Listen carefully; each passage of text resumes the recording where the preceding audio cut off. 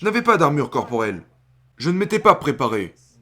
Donc quand la vie m'est rentrée dedans, je courais, je me cachais.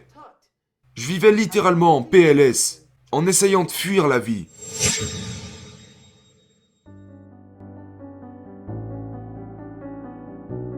Vous dites que la plupart des gens exploitent leur potentiel à 40%. À quel pourcentage êtes-vous?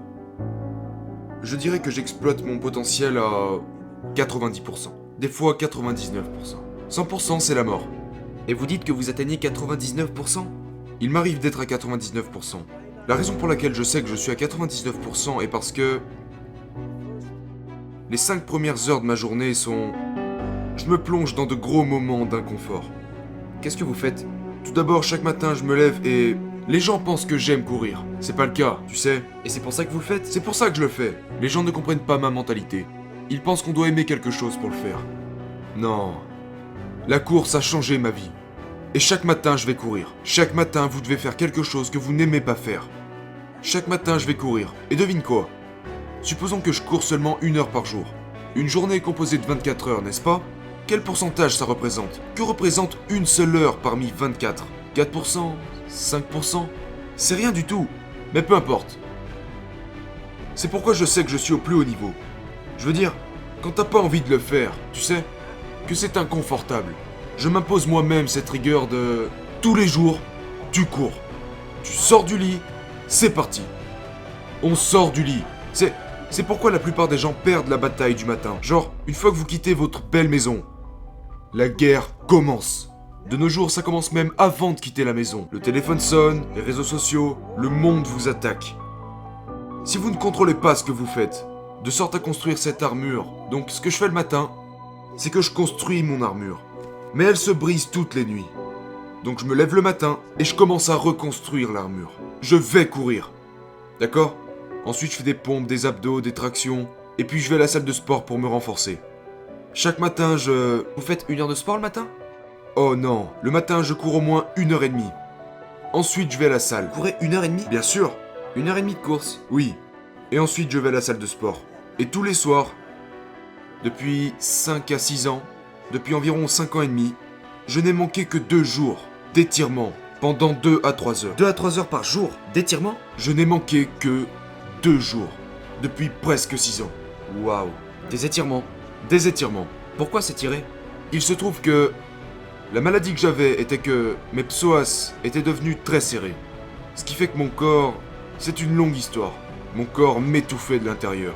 Quand vous êtes jeune, le muscle du psoas est votre muscle de lutte ou de fuite. Quand on s'assoit, on utilise le muscle fléchisseur de la hanche. Et quand tu es stressé, comme je l'ai été toute ma vie, en ayant peur de mon père, Il se resserre. il se resserre. Tout ton corps est contracté. Et il se trouve que j'ai choisi ce travail en tant que dévicile. Ce qui a empiré les choses.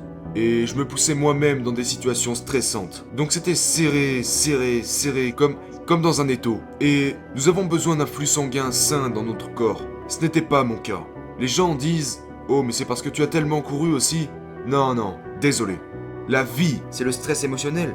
oui, le stress émotionnel m'a rendu complètement tendu. Donc maintenant, en fait, je ne pouvais même pas rester assis plus de 10 secondes. Parce que j'étais comme blessé. Donc ce que j'ai fait, c'est de faire en sorte d'être encore plus ouvert d'esprit. Je m'étire, j'allonge mon corps, et mon corps rallonge mon esprit, rajoute des possibilités. Je ralentis durant les étirements, mais c'est pendant la matinée que je construis l'armure, en faisant face au monde. Parce que maintenant je sais qu'il va y avoir des déceptions en cours de route, tous les jours. C'est la vie.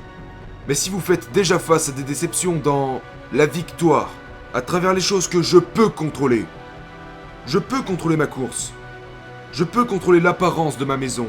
Toutes ces choses extérieures. Je peux les contrôler, donc ça c'est gagné. J'ouvre ma porte de vie, et la vie commence à me battre. Mais je lui fais face grâce à cette armure corporelle que j'ai créée.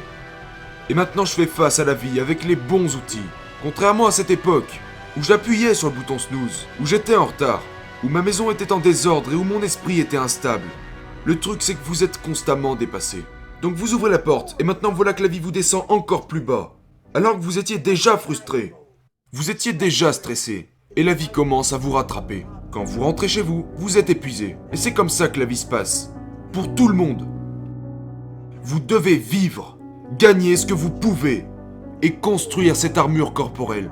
Commencez par calmer votre esprit, pour que vous soyez ensuite prêt à combattre en dehors de votre maison. Parce que ça va venir. Et c'est ce que j'ai réalisé à un jeune âge. Je n'avais pas d'armure corporelle. Je ne m'étais pas préparé. Donc quand la vie m'est rentrée dedans, je courais, je me cachais. Je vivais littéralement en PLS, en essayant de fuir la vie. Je n'étais pas protégé, car je ne m'étais pas protégé. Je n'avais rien. Donc j'ai commencé à réaliser, je dois me construire une armure. Genre, je n'aurai plus jamais à mentir, pour attirer l'attention. Lorsque vous avez cette armure corporelle, vous dites aux gens, je ne suis pas vraiment intelligent. Mais je donne tout.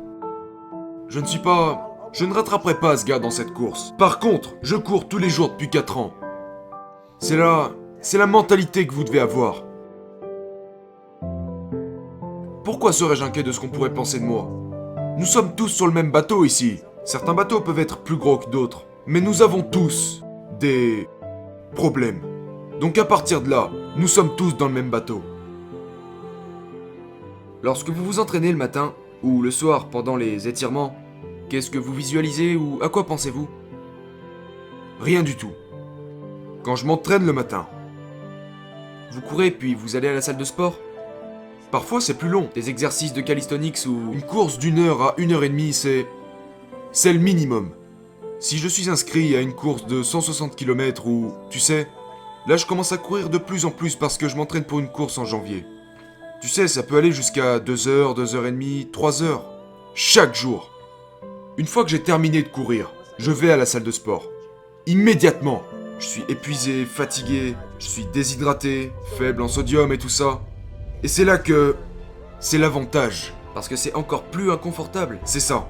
Parce qu'une fois que j'ai terminé de courir, tout ce que je veux faire c'est... S'étirer, boire, se détendre. Exactement. J'ai fait une longue course, j'ai chaud, je suis déshydraté. Déjà, vous ne vouliez même pas courir. C'est vrai. C'est vrai. C'est alors que... Parce que... Dans la course de la vie n'est pas censée te donner un verre d'eau juste parce que tu as soif. Et j'ai compris ça. Et encore une fois, les gens pourraient dire « Mon Dieu, mais ta vie est horrible !» Ce n'est pas vrai. C'est mon mode de vie. C'est comme ça que je vis. Je ne juge personne. C'est comme ça que je vis. Et vous n'avez pas à devenir comme moi. Avec ce type de mentalité genre « Allons courir 320 km ». Inspirez-vous de ça. Tirez-en quelque chose. Souvenez-vous d'où je suis parti. Vous n'avez pas besoin de faire ce que j'ai fait. Je suis allé aussi loin car j'ai commencé à ouvrir différentes portes dans les profondeurs de mon cerveau. Mon Dieu, genre, est-ce que c'est possible? C'est possible? Si c'est possible, je vais le faire. J'ai commencé à ouvrir différents compartiments. Vous pouvez les laisser fermer. Je m'en fous.